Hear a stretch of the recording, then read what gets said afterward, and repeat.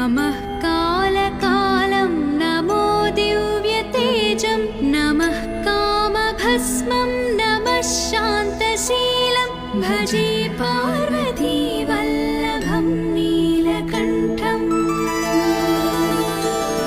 सदा तीर्थसिद्धं सदा भक्तरक्षं सदा शैव पूज्यं सदा शुद्धभस्मं सदा ध्यानयुक्तं सदा ज्ञानतल्पं भजे पार्वतीवल्लभं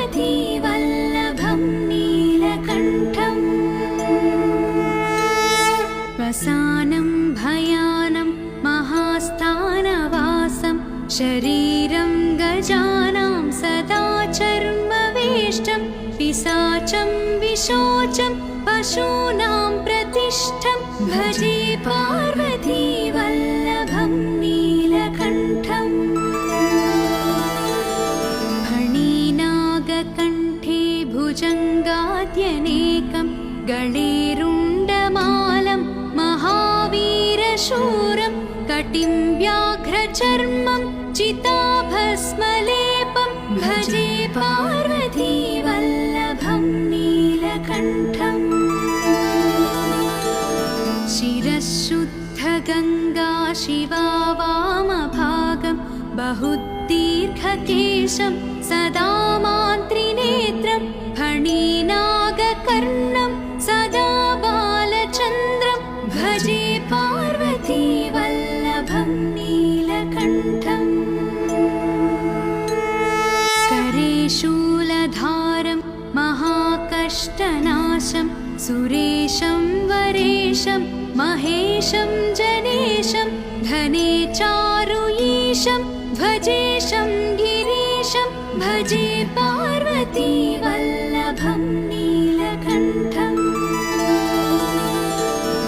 उदानं सुदासं सुकैलासवासं धरानिर्धरं संस्थितं ह्यादिदेवम् अजाहेमकल्पद्रुमुं कल्पसेव्यं भजे पार्वतीवल्लभं नीलकण्ठम्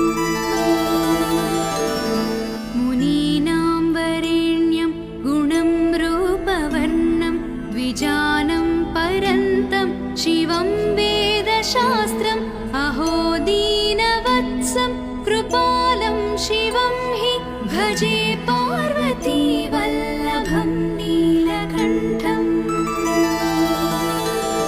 सदा भावनाथं सदा सेव्यमानं सदा भक्तिदेवं सदा पूज्यमानं मया तीर्थवासं सदा सेव्यमेकं भजे पार्वतीवल्लभं नीलकण्ठम् इति श्रीशङ्कर भगवतः कृता श्रीपार्वतीवल्लभ नीलकण्ठाष्टकं सम्पूर्णम्।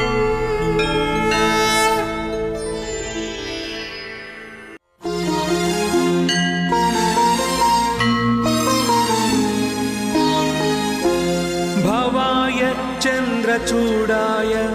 निर्गुणाय गुणात्मने कालकालाय रुद्राय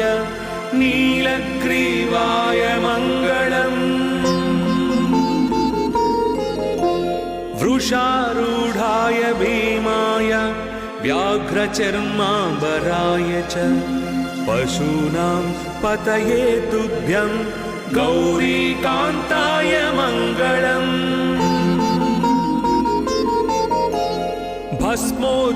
भस्मोद्धूलितदेहाय नागयज्ञोपवीतने रुद्राक्षमालभूषाय व्योमकेशाय मङ्गलम्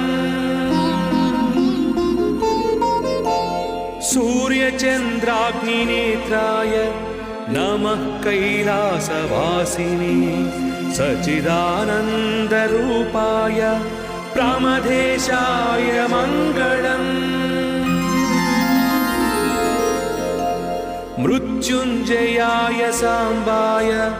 सृष्टिस्थित्यन्तकारिणे